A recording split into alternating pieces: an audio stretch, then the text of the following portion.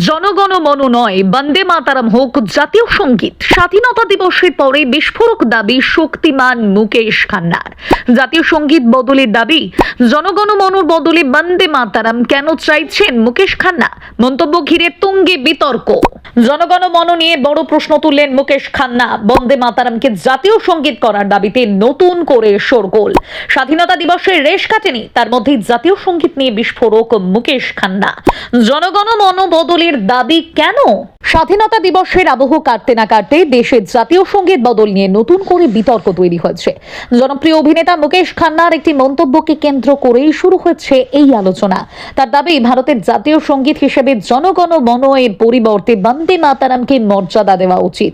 তার মতে, বন্দে মাতারাম ভারতের স্বাধীনতা সংগ্রাম, দেশাত্মবোধ এবং সাধারণ মানুষের আবেগের সঙ্গে আরো গভীরভাবে যুক্ত। সম্প্রতি এক সাক্ষাৎকারে এই প্রসঙ্গে নিজের মতামত প্রকাশ করেন মুকেশ খান্না। অভিনেতার বক্তব্য, এটি তার নতুন কোনো দাবি নয়। এর আগেও তিনি একই কথা বলেছেন। তার যুক্তি, বন্দে মাতারাম দীর্ঘদিন ধরে ভারতের স্বাধীনতা আন্দোলনের অন্যতম গুরুত্বপূর্ণ প্রতীক হিসেবে মানুষের মনে জায়গা করে নিয়েছে। ব্রিটিশ বিরোধী আন্দোলনের সময় এই গান জাতীয়তাবাদী চেতনা জাগিয়ে তুলতে গুরুত্বপূর্ণ ভূমিকা নিয়েছিল বলেও তিনি মনে করেন। তবে বিতর্কের কেন্দ্রে এসেছে জনগণ মনের ইতিহাস নিয়ে মুকেশ খান্নার মন্তব্য। অভিনেতার দাবি, রবীন্দ্রনাথ ঠাকুরের লেখা এই গানটির সঙ্গে ব্রিটিশ রাজ পরিবারের প্রসঙ্গ জড়িত ছিল। তার বক্তব্য, গানটির কিছু শব্দ ও ঐতিহাসিক প্রেক্ষাপট নিয়েও প্রশ্ন রয়েছে। যদিও জনগণ মন এর ইতিহাস এবং রচনার উদ্দেশ্য নিয়ে দীর্ঘদিন ধরে নানা বিতর্ক ও ব্যাখ্যা রয়েছে। মুকেশ খান্নার মন্তব্য সেই পুরনো বিতর্ককেই নতুন করে সামনে এনে দিয়েছে। অন্যদিকে বন্দে মাতারামের প্রতি নিজের বিশেষ আবেগের কথা জানিয়েছেন অভিনেতা। তার মতে, এই গান শুনলে মানুষের মধ্যে দেশাত্মবোধের অনুভূতি আরো প্রবলভাবে জেগে ওঠে। কিংবদন্তি গায়িকা লতা মঙ্গেশকরের কণ্ঠে বন্দে মাতারামের জনপ্রিয়তার কথাও তিনি উল্লেখ করেছেন। এমনকি নিজের উদ্যোগে প্রায় 7 মিনিটের একটি বন্দে মাতারাম গান রেকর্ড করেছেন বলেও জানিয়েছেন মুকেশ খান্না।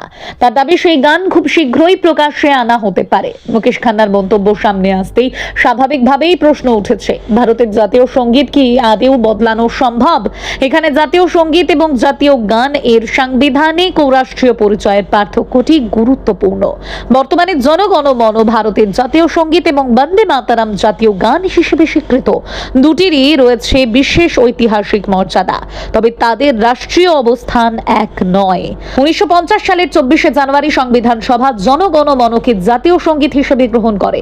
স্বাধীন ভারতের রাষ্ট্রীয় পরিচয়ের সঙ্গে এরপর থেকেই এই গানটি ওতপ্রোতভাবে জড়িয়ে রয়েছে।